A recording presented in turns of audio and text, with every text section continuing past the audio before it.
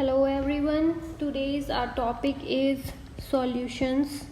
That is your chapter 2 of chemistry of class 12th. Okay, so let's begin. First of all, what is solution? A solution is a mixture of two or more than two components, that is solute plus solvent. Now what is solute and what is solvent? Let's say for example, एक container में हम लोग water ले लेते हैं, we take water and उसमें हम लोग शुगर डालते हैं, तो वो शुगर इसमें डिज़ोल्व हो जाएगी थ्रू आउट द वाटर, एक सोल्यूशन शुगर सिरप बना लेगी, सोल्यूशन हो जाएगा। तो थ्रू आउट द मिक्सचर इसकी कंसंट्रेशन कंपोजिशन सेम होगी जहाँ भी हम देखेंगे। तो जो शुगर है उसको हम सॉल्यूट बोलते हैं और जो वाटर है उसको हम सॉल्वेंट बोलते हैं, ठीक है। तो सॉल्वेंट जनरली लार्जर क्वांटिटी में होता है and solute generally lesser quantity में होता है। और solutions guys, solution is always a homogeneous mixture, homogeneous mixture जो मैंने आपको भी बताया ना कि throughout the solution composition same होती है। हेट्रोजीनियस में कंपोजिशन सेम नहीं होती है। जैसे पानी में हम लोग ने सैंड मिला दिया तो उसमें थोड़ी देर बाद ना वो नीचे बैठ जाएगा, तो उसकी कंसंट्रेशन यहाँ अलग होगी, यहाँ अलग होगी, तो उसको हेट्रोजीनियस हम लोग सॉल्यूशन बोल देते हैं।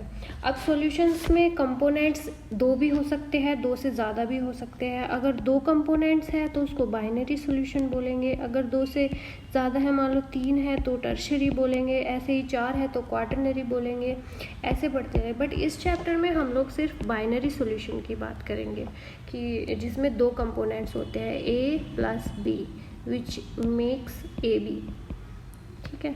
तो एक सॉल्यूट और एक सॉल्वेंट। और हाँ, अगर एक से ज़्यादा कंपोनेंट्स है सॉल्यूशन में तो गाइस सॉल्यूट एक से ज़्यादा हो सकते हैं बट सॉल्वेंट हमेशा एक ही रहेगा, ठीक है। जैसे वाटर में हमने शुगर मिला दिया, सॉल्ट मिला दिया, फिर हमने लेमन जूस मिला दिया, तो ये सारे सॉल्यूट्स हैं बट सॉल्वेंट सिर्फ एक ही है, दैट इज़ वाटर, ओके। तो सॉल्वेंट एक ही होता है, सॉल्यूट 1 और मोर देन 1 हो सकते हैं, बट यहाँ पे हम लोग सिर्फ बाइनरी की बात करेंगे, तो इसलिए एक सॉल्यूट होगा और एक सॉल्वेंट होगा। Now will talk about the compositions of the solution. दो तरह से हम लोग इसको क्लासीफाई कर सकते हैं, एक क्वालिटेटिवली और दूसरा क्वांटिटेटिवली। क्वालिटेटिवली क्या होता है? डाइल्यूट और कंसनट्रेटेड, जो हम लोगों ने प्रीवियस क्लासेस में भी पढ़े हैं। अगर सॉल्यूट कम है एज कंपेयर टू सॉल्वेंट तो उसको हम बोलते हैं concentrated solution, sorry dilute solution, तो उसको हम बोलते हैं डाइल्यूटेड सॉल्यूशन। और अगर सॉल्यूट की क्वांटिटी ज़्यादा है एज कंपेयर टू सॉल्वेंट तो उसको हम बोल देंगे कंसंट्रेटेड, ठीक है। अब दूसरा आता है क्वांटिटेटिवली। इसके कई तरीके से हम लोग क्वांटिटेटिवली इसको क्लासीफाई करते हैं। फर्स्ट ऑफ ऑल आता है mass percentage. Mass percentage of component, जैसे ए एक कंपोनेंट है, एक बी है, तो वो मिलके बनाती है ए बी सोल्यूशन। तो mass percent of a component क्या होता है? Mass of the component in the solution upon total mass of the solution into 100, क्योंकि हम लोग परसेंटेज यहाँ पे बात कर रहे हैं। जैसे हम लोगों का, हमें ए का मास परसेंट निकालना है तो मास ऑफ बी का निकालना है, तो mass of be in the solution upon total mass of the solution into 100, उसको मास परसेंट बोल देंगे। अब ऐसे ही वॉल्यूम परसेंट, वॉल्यूम परसेंट क्या होगा? Volume of that component upon total volume of the solution into 100, वो वॉल्यूम परसेंट निकल जाएगा। अब मास बाय वॉल्यूम परसेंट है, जैसे कि मास बाय वॉल्यूम देख के ही पता चल रहा है कि mass of the solute upon volume of the solution, मतलब mass of the solute dissolved per litre और per 100 ml of the solution.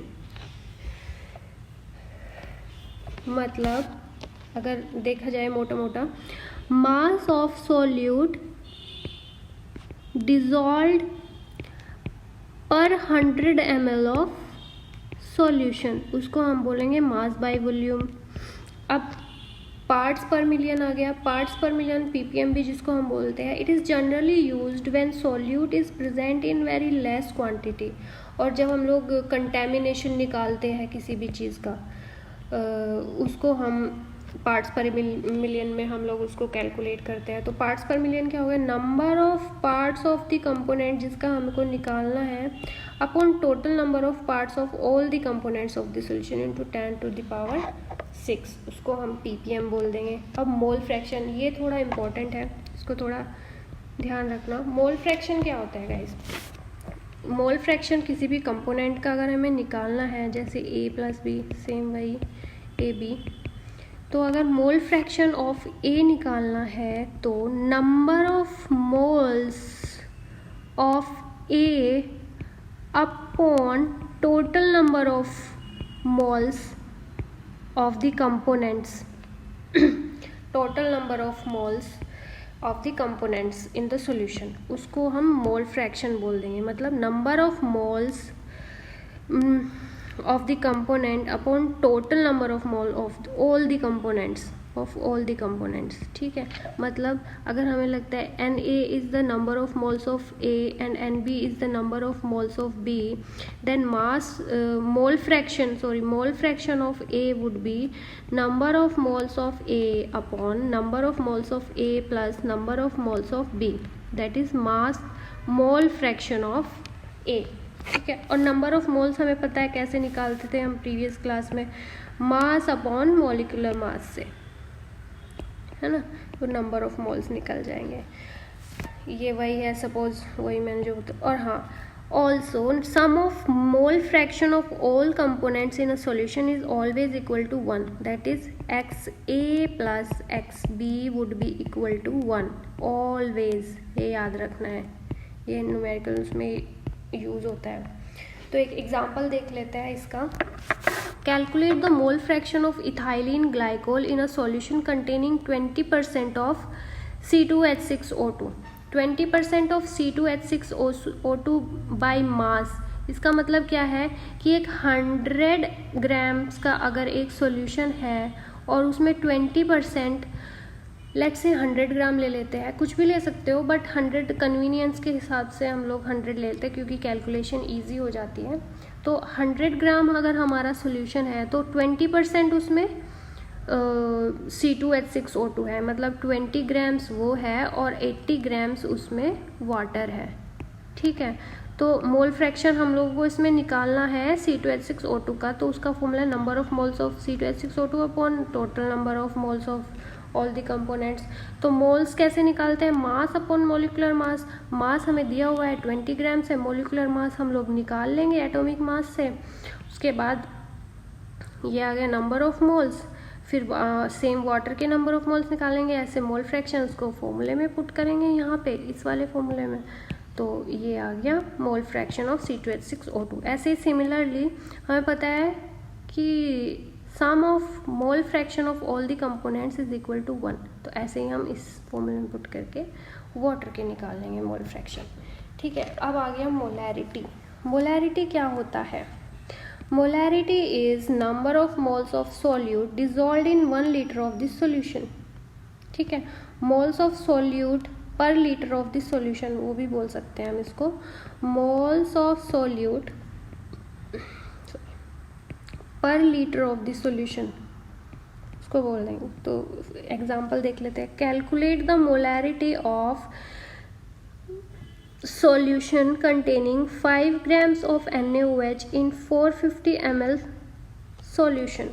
तो 450 ml टोटल सॉल्यूशन है हमारा, उसमें 5 grams NaOH है, ठीक है। मोलैरिटी का फॉर्मूला क्या है, moles of solute upon volume of solution. तो मोल्स ऑफ सोल्यूट कैसे निकालेंगे, moles of this, mass upon molecular mass. Mass हमें दिया हुआ है, मोलिकुलर मास हम निकाल लेंगे, तो मोलैरिटी आ जाएगी, तो मोल्स ऐसे यहाँ पे ये आ गए, तो मोलैरिटी आ जाएगी moles of NaOH upon volume of solution. इसको लीटर में लेना है, ml में दिया हुआ है ना, तो लीटर में कन्वर्ट करने के लिए इसको 1000 से डिवाइड कर देंगे, तो ये आ गई हमारी मोलैरिटी ऑफ NaOH।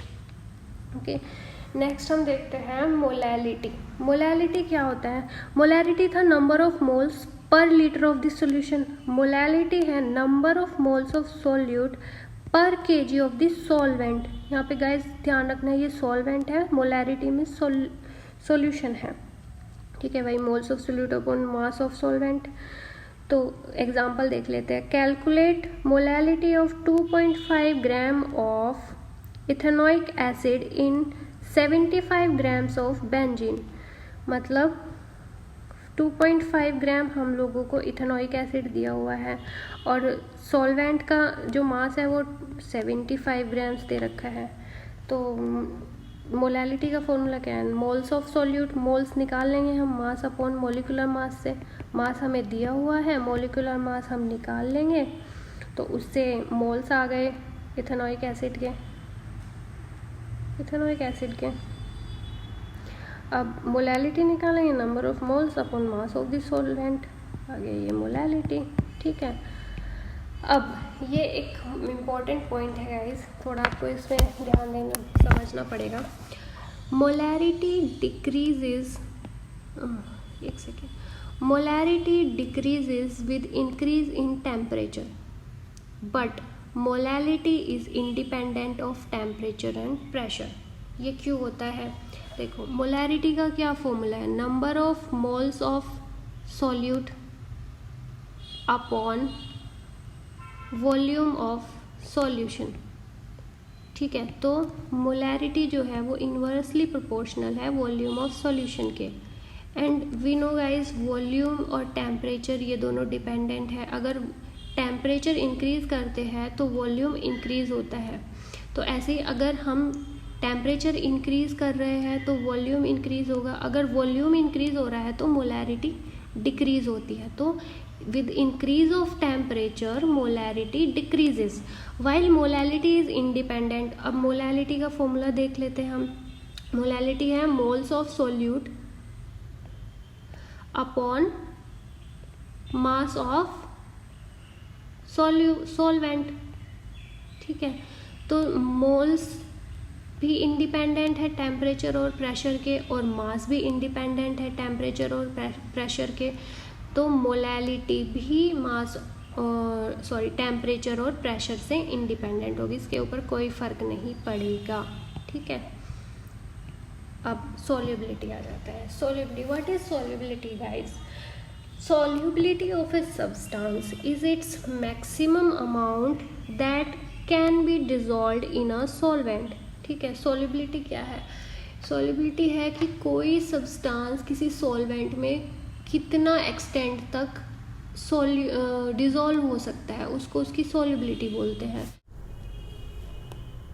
तो यहाँ पे एक कंसेप्ट आता है सैचुरेटेड और अनसैचुरेटेड सॉल्यूशन का, सैचुरेटेड और अनसैचुरेटेड का। ये हमने 9th क्लास में भी पढ़ा है गाइस। सैचुरेटेड सॉल्यूशन वो होते हैं जब सॉल्यूट सॉल्वेंट में कम्प्लीटली डिसॉल्व हो जाता है और फर्दर वो उसमें डिसॉल्व होना बंद हो जाता है, उसको हम सैचुरेटेड सॉल्यूशन बोलते हैं। लेकिन जब हम बीच में कहीं होते हैं या फिर शुगर को या सॉल्वेंट में सॉल्यूट को ऐड कर रहे हैं और बाकी और आगे भी ऐड हो सकता है उसमें, तो उसको अनसैचुरेटेड सॉल्यूशन बोल देंगे, ठीक है। तो बेसिकली सैचुरेटेड और अनसैचुरेटेड दोनों कनेक्टेड है। मतलब सैचुरेशन आने से पहले जो सॉल्यूशन होता है वो अनसैचुरेटेड सॉल्यूशन ही होता है, ठीक है। अब सॉल्युबिलिटी देख लेते हैं। सॉल्युबिलिटी, टेम्परेचर का इफ़ेक्ट सॉल्युबिलिटी पे क्या होता है मेनली हम यहाँ पे ये देखेंगे। फर्स्ट ऑफ ऑल हम देखेंगे solid in liquids, solubility of solids in liquids. तो जैसे हम टेम्परेचर बढ़ाते हैं तो solubility of solids in liquids increase हो जाती है। जैसे अभी एग्जांपल लिया था हमने वाटर का, वाटर में हम शुगर ऐड कर रहे हैं रूम टेम्परेचर पे, तो एक सैचुरेशन पॉइंट आ गया एक पॉइंट पे, तो अगर तब हम वहाँ पे हीट देना स्टार्ट कर देते हैं इस सॉल्यूशन को, तो उसमें फर्दर हम और शुगर ऐड कर सकते हैं, वो डिज़ोल्व हो जाएगी, मतलब उसका डिज़ोल्यूशन बढ़ जाएगा, मतलब उसकी सॉल्युबिलिटी बढ़ जाएगी, ठीक है। वहीं हम अगर टेम्परेचर का इफ़ेक्ट देखते हैं गैसेस पे, तो वो उल्टा होता है। जैसे वाटर में ऑक्सीजन प्रेजेंट होती है, सी वाटर हो गया, उसमें ऑक्सीजन प्रेजेंट है। तो अगर सी वाटर का टेम्परेचर या एटमॉस्फेयर का टेम्परेचर बढ़ जाता है, उससे सी वाटर का टेम्परेचर भी बढ़ जाता है, तो जो ऑक्सीजन है वो इवेपोरेट हो जाती है वाटर से, और वाटर में ऑक्सीजन की क्वांटिटी कम रह जाती है, जिससे जो मरीन लाइफ है वो है सब डिस्टर्ब्ड हो जाती है। ठीक है, तो ये हो गया टेम्परेचर का इफ़ेक्ट सॉल्युबिलिटी पे। अब हम देखते हैं प्रेशर का इफ़ेक्ट क्या होता है गाइस सॉल्युबिलिटी पे। प्रेशर का जैसे हम लोगों ने सॉलिड स्टेट में हम लोगों ने पढ़ा है कि लिक्विड्स और जो सॉलिड्स होते हैं उनके जो पार्टिकल्स होते हैं वो बहुत क्लोजली पैक्ड होते हैं। मतलब अगर हम उन पे प्रेशर एक्सर्ट करते हैं तो उन पे ज़्यादा कुछ फ़र्क नहीं पड़ता। ठीक है, वहीं अगर गैसेस को देखें तो गैसेस पे प्रेशर का इफ़ेक्ट पड़ता है। क्यों? क्योंकि उसके जो पार्टिकल्स होते हैं गैस के वो इतने क्लोजली पैक्ड नहीं होते। तो प्रेशर का सॉल्युबिलिटी पे क्या इफ़ेक्ट है वो हमें हेनरीज लॉ में बताया है। हेनरीज लॉ वो अभी हम पढ़ेंगे। हेनरीज लॉ क्या है गाइस? हेनरीज लॉ क्या कहता है, जैसे हम लोग एक बीकर लिया, उसमें एक लिक्विड ले लिया और गैस है एक, तो उसको हमने क्लोजली पैक कर दिया पूरा। ठीक है, यहाँ से पैक कर दिया इसको। तो जो गैसेस है उसके मॉलिक्यूल्स है, उसका प्रेशर गाइस कुछ यहाँ पे होगा, कुछ यहाँ होगा, कुछ यहाँ होगा, कुछ यहाँ होगा, कुछ इसमें कुछ इस लिक्विड में डिज़ोल्व हो जाएंगे इसके पार्टिकल्स। तो जैसे जैसे प्रेशर बढ़ेगा तो ये गैस की जो सॉल्युबिलिटी है लिक्विड में वो इंक्रीज़ हो जाएगी। तो वही हेनरीज लॉ में बोला गया है कि partial pressure of the gas is directly proportional to the mole fraction of that gas. मतलब जितने ज़्यादा मोल्स होंगे, जितनी ज़्यादा क्वांटिटी गैस की होगी, उतनी ज़्यादा सॉल्युबिलिटी उसकी लिक्विड में होगी। जितना ज़्यादा प्रेशर एक्सर्ट करेंगे उतने ज़्यादा उसके मोलिक्यूल्स लिक्विड में सॉल्युबल हो जाएंगे, है ना। तो partial pressure of gas is directly proportional to the mole fraction of the gas in that solution. ठीक है, मतलब जैसे जैसे प्रेशर इंक्रीज़ करेंगे वैसे वैसे गैस जो है, जो मॉलिक्यूल्स है वो इस लिक्विड में डिज़ोल्व होना स्टार्ट हो जाएंगे। मतलब with the increase of pressure the solubility of gas in the solution increases.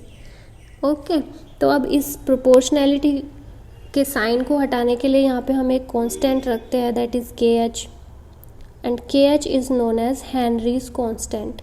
ये हेनरीज कांस्टेंट है और इसकी वैल्यू हर एक गैस के लिए अलग अलग होती है। ठीक है, अब एक कंडीशन ले लेते हैं एट स्टैंडर्ड कंडीशन, लाइक हम P को 1 ATM ले लें तो 1 equals to KH into X, तो X is equal to 1/KH। मतलब अगर हेनरीज कांस्टेंट इंक्रीज हो रहा है तो मोल fraction of the gas decrease होगा। ठीक है, तो ये इन्वर्सली प्रोपोर्शनल होते हैं एक दूसरे के। ये क्लास में इतना ही करते हैं। हम नेक्स्ट क्लास में हम हेनरीज लॉ पे बेस्ड न्यूमेरिकल सॉल्व करेंगे और इससे आगे का चैप्टर हम लोग नेक्स्ट क्लास में करेंगे। ओके।